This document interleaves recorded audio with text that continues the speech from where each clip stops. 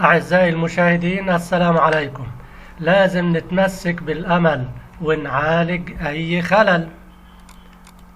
ليفربول وعودة حميدة وموعد مع بطولة جديدة. بوتافوجو غلب باريس، الكورة عايزة تركيز.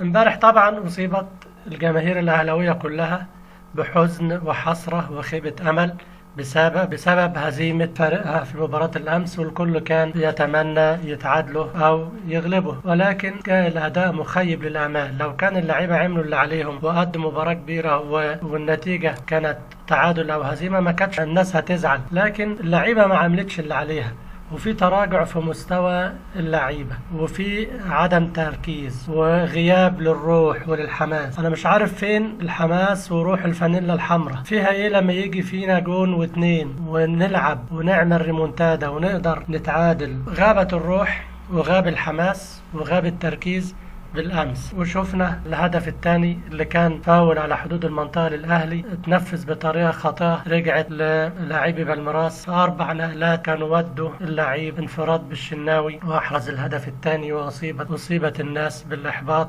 وأصيب اللعيبة أيضا بالإحباط. طبعا ما ينفعش، وربنا بعت لنا استراحة بسبب سوء الأحوال الجوية، واللعيبة طلعوا استريحوا أكتر من تلت ساعة.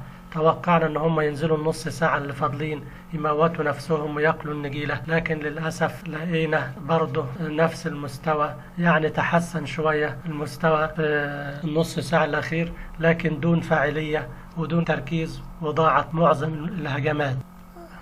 بعد فوز انتر ميامي أمس على بورتو، واللي الناس كانت بتقول عليه حصلت المجموعة وأضعف فرق المجموعة، فاجئنا وفاجئ الناس كلها بفوزه على بورتو، وجدد املنا. الاهلي ان شاء الله لو كسب بفرق هدفين وميامي اتهزم بفرق هدف واحد، الاهلي هيصعد ان شاء الله. فما دام في امل لازم نتمسك بيه ونعالج الاخطاء ونلعب بروح وحماس، ونبص حوالينا نشوف بوتافوجو غلب باريس سان جيرمان المرعب بطل اوروبا، واللي الناس كلها مرشحة للبطولة، والكل الترشيحات كانت بتقول باريس سان جيرمان هيغلب. لكن الكرة ما بتعرفش كده، الكرة بتعرف الروح والحماس والتركيز والأداء. كمان يشوفوا الهلال السعودي اللي أدى، ويشوف الهلال السعودي اللي أدى مباراة كبيرة مع ريال مدريد قدر يتعادل معاه، فالأهلي مش أقل منهم. إن شاء الله بالروح والحماس والتركيز وعلاج الأخطاء الأهلي يقدر يفوز ويصعد للدور الثاني إن شاء الله. لازم ندعم المدرب